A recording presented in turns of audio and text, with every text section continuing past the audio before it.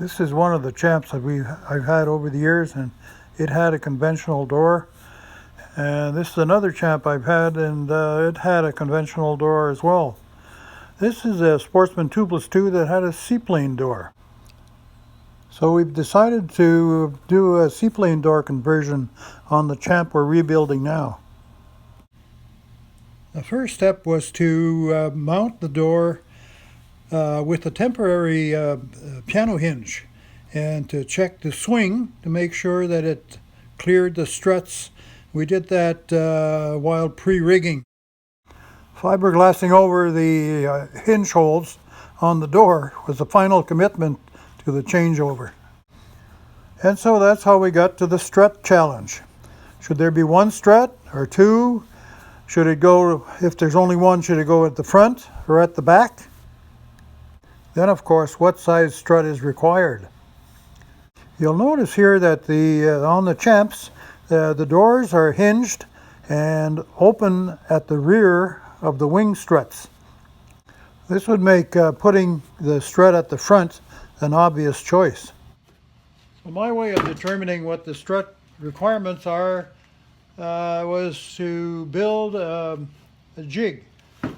So I copied or mimicked the angle, the front angle of the door frame and the door, and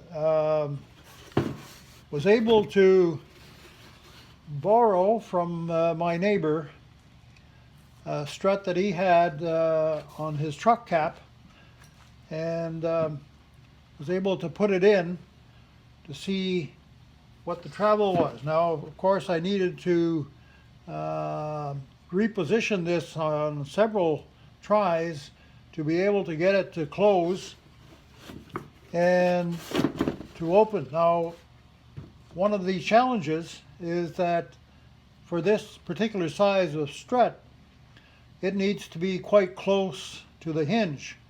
And you'll see that the closest you are to the hinge, the more pressure, of course, and the more force that this cylinder needs to have. Now, this one obviously is too small, too short, and I will need to order a longer one, and I will have this reference at least to try it out before I put it on the door itself.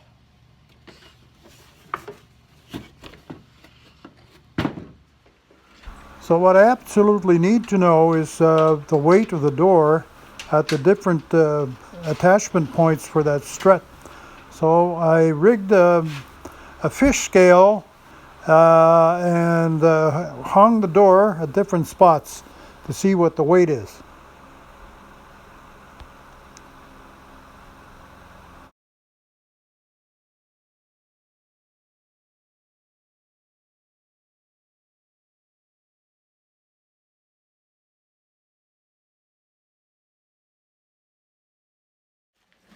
So I decided to order a gas strut that's 20 inches long extended, or it compresses to 9 inches and has a 40-pound force.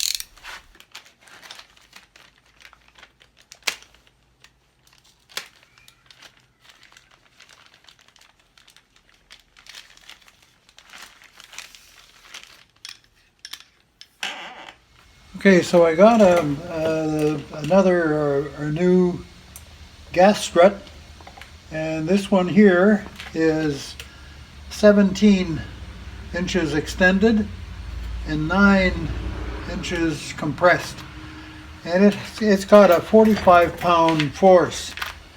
So what I did here is cut a couple pieces of hold angle iron, and connected it to see where the measurements are going to be to mount it on the door. So I have 16.5 inches from the pivot point to the attachment point here, and I've got 6 inches here, and this represents the frame and this represents the door. so it's quite stiff. But then when it's fully down, it should work and should open the door. I'm hoping that we can get away with one of these on one side, but I have a pair of them, so if we need to put two, we've got to. So finally the door is properly hinged, and the attachment points for the gas strut are verified. You notice that the gas strut is on the rear. We didn't have sufficient room at the front to connect, so we put the gas strut at the back, high enough that it shouldn't be in the way.